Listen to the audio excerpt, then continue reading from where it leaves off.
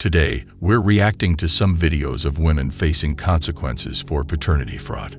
Let's start with this clip from The Modern King, where the police got involved after a woman was caught committing paternity fraud. So let's get into it. I'm not accepting illegal service from you. He can have it served properly by a Connecticut state marshal.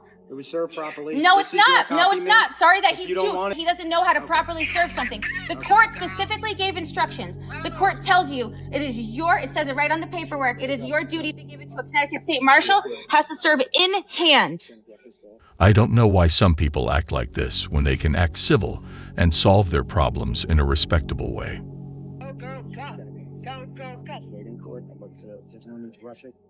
This order is not in effect until it is properly served. It was never properly served. I was never even notified about it until they come and tell me.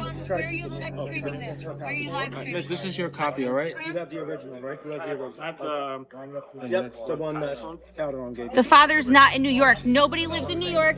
New York has no jurisdiction. Get this away from me. Okay.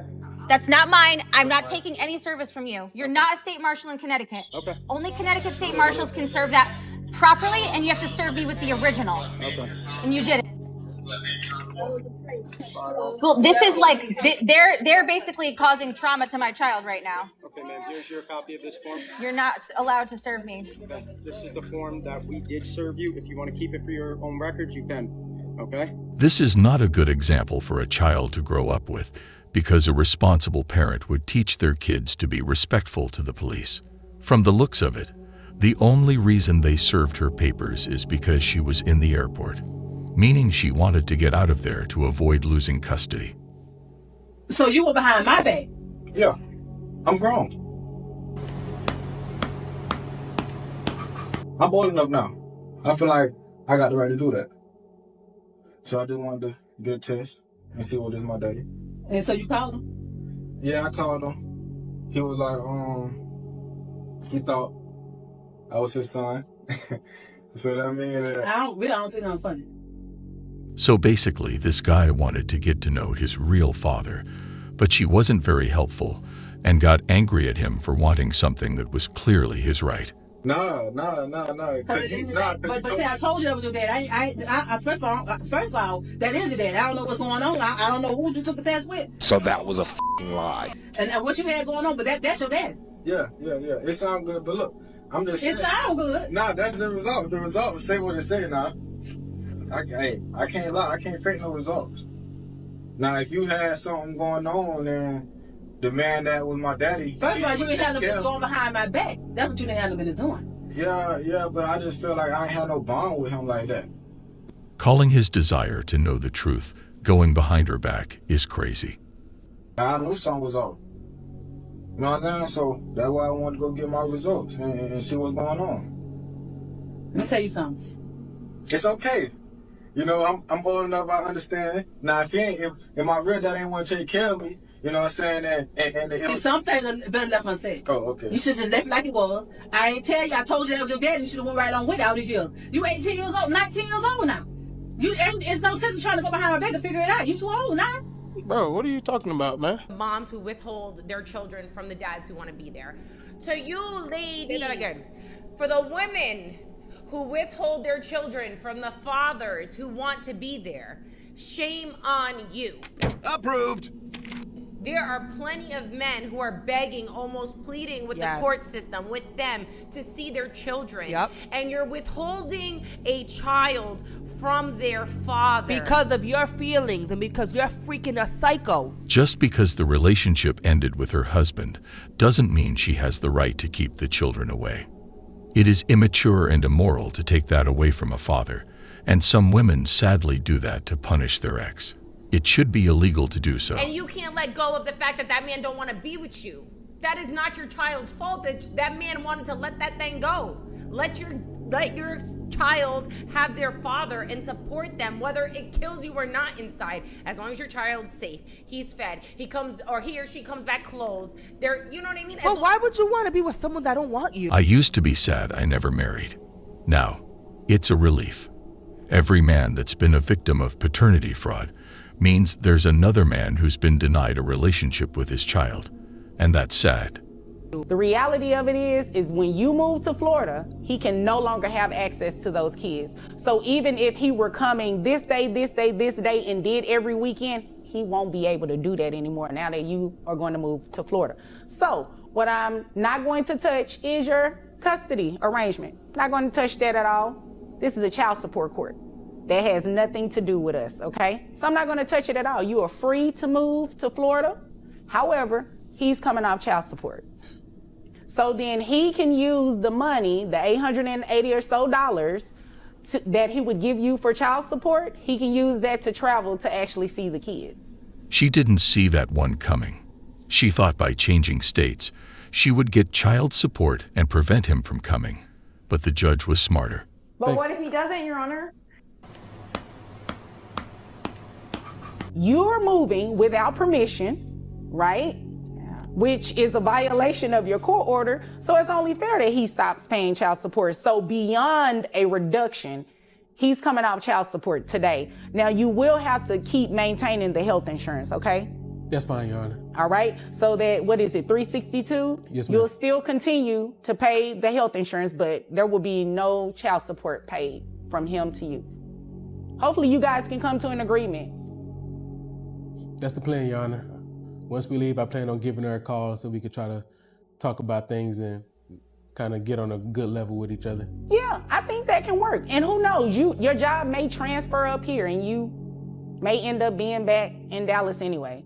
The judge has probably dealt with hundreds of people trying to cheat the system, so she's not easily tricked.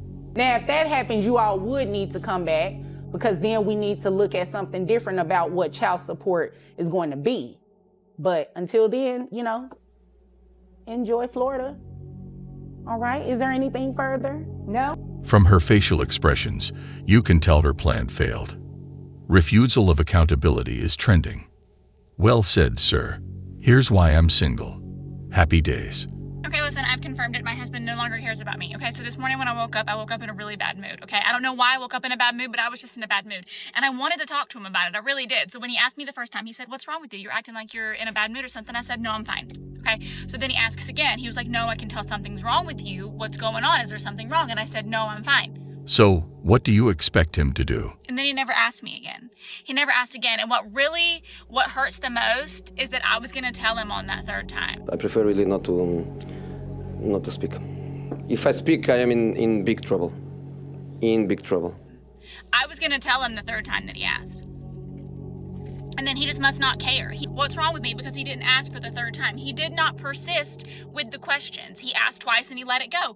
Who does that? Who does that? I'll tell you who does that. Somebody who doesn't care about their wife. That's who does that. Somebody who's probably cheating on her. Somebody who is preoccupied talking to somebody else all day. He hasn't even texted me today to ask me what was wrong. This is not okay.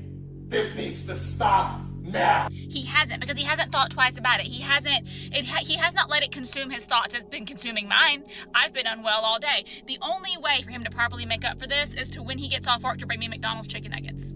Men are simple creatures. They will take everything people say seriously. Him asking twice is actually more than a regular person would. That's the only way he can make up for this mistreatment of me. Okay? All right. Do me a favor, please. Get out of here. Oh, this one's going to ruffle some feathers, but I'm going to be completely honest.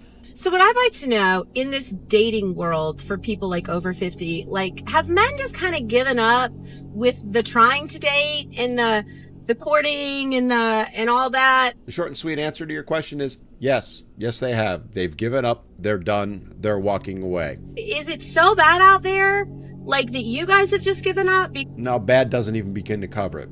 Is right. It's more than bad, and you will see why. Toxic? We could start with that. Because, like, everybody I talk to says they go out on a date, and if the guy's buying dinner, then by the end of the night, he's saying, well, like, if I buy dinner, then I expect to have sex. And there it is. Everybody you talk to. My gut feeling is, and I think it's obvious, everybody means women. Not men, women. And you're making assumptions based on what women are telling other women men are thinking. Trust me, no man thinks that. Maybe there are a few, but in general, no one would have this mentality, and assuming everyone does is offensive. Instead of listening to men. First of all, as if, Like, that ain't happening. And there's that toxicity I mentioned earlier. As if.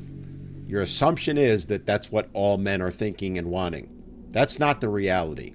But that's what you're working from. That's the premise. So why would any man, a good man, ever put himself in that position when the first response you're going to have is as if? Are there cads out there, guys, who would do that? Sure there are, but they are few and far between. But that doesn't matter. What matters is you're going to apply that label to every single man. And then, of course, there's the other side of it. There's women who try and sleep with men on the first date, but we don't talk about them. If we talk about that, we'd be in big trouble. We label all men, but if you mention even one woman, it's but, it's not us. It's not fair to label all of us like that. It's a huge double standard. And speaking of double standards... Okay, now if you put on your profile, I am not interested in a relationship, and if I buy you dinner, I would like to have sex. Oh, yeah. At the end of the evening. Hey, good on you. Seriously, you actually think guys would do that? Some guys might. Not the guys you want, or is it? Because the guys that would do that, they're the ones with the 6-figure incomes, the 6-pack abs, the 6-inch you-know-what. And they do that because they can, because they know women will respond to that. The average decent guy, the ones you claim you want, the ones you reject out of hand because they don't fit the 6s, they're not going to post something like that because that's not their expectation. It's sad that she's making that scene just for a dinner. Oh, I love puppies and picnics in the park, and then you take somebody to dinner and you pull that. You know what? You're just a... And there's the final clue for you. You assume that all guys are like that, so therefore all men are... Why would any man want to date someone who thinks that way? This man came up to me on the subway to ask for my phone number. He thought it was a normal situation, but listen to how she responded. He should have just asked for $1 at that point. He would have gained more from that conversation than that. He had the audacity to be like, wait, hold up. Do you have a boyfriend? Because I don't talk to girls in relationships. Isn't that a good thing? I don't talk to men who aren't competitive, okay? Stop trying to act like you're a good person. You're not a good person. You're approaching a woman alone on the subway. You're a terrible human being. Why not be like, what's your boyfriend's address? Let me kill him with my bare hands and then take you out for dinner. Huh? Romance. Get some help, please. This isn't okay. Men don't know how to talk to women nowadays. I told them, you're an average woman. Why don't you want an average man? And they literally give me this look like, well, I want better. And it's because we live in a society now where women are kind of put on a pedestal regardless of how poorly they behave, no matter how fat they are, no matter how crass they are, no matter how rude they are, because we have all these social conventions, like I was saying before, that allows women to behave poorly with zero consequence. Guys not making a move anymore is so frustrating. No matter how we make a move, we will be judged, so better to not make I one. didn't know if you felt the same way, so he never said anything to you. I've been getting that a lot recently, and I can't stop thinking, what if, bro? So guys, can you make a move again? No. The reality is most guys nowadays have kind of given up on the idea of marriage because we realize that it's really just one big trap. There's nothing in it for us. We take all the risk and all the benefit is on the female side. I would say, why change something that is good? You're in a relationship. Why are you going to get married? It's going to get worse. There's going to be more financial tension. Weddings are expensive as it is. Sadly, it's not worth it. Divorce rates are alarmingly high. And once you're married, you are at the mercy of that woman's expectations. Forget about that. Hell no. Yeah, plus it's going to get to a point where you're both going to get bored of each other. She has the freedom to leave, but you don't. No, I don't want to be stuck. I don't want to be stuck and see my future with her and my future personally go down the drain. It is true. I'd rather be alone than miserable in a relationship. Back in the day, marriages lasted forever. Now, you can have a long relationship and it still can fall apart. And the thing about it for men, us, like, we're on the short end of the stick. So, like, we can invest all this time, money, energy, all this stuff. She can cheat on you and still get half your bag. That's insane. Now, any man that think that that's a good commitment to have, like, that just turns you off completely. Because at any point in time, and like I said, women think with their feelings and not with their logic. Always think before you feel. Always. She could be like, all right, I don't want to deal with him because I don't feel him today. You know what's crazy? I'm done. Since a lot of men are visual creatures, let me walk through what I just made. Oh, good. A visual aid. why I won't sleep with a man who makes less than $200,000 a year. I wonder if it's because they want someone to support them as opposed to a partner for life. Huh. The average one-bedroom apartment in LA, this is where I live, is $2,800 a month, although my rent is significantly more than this. That means that you have to make 3 times the rent in order to qualify. So far, that's exactly what it's sounding like. Imagine judging someone's salary when you are making less. It's crazy. $8,400 a month before taxes and $800,000 a year. But hold on, I know what you're thinking about. Oh, I'm not exactly sure that one knows what I'm thinking. Sounds like a lot of money. Just wait. Men want to do this thing where they want to take their pants off, and that's fine because I want to take my pants off too, but hold on.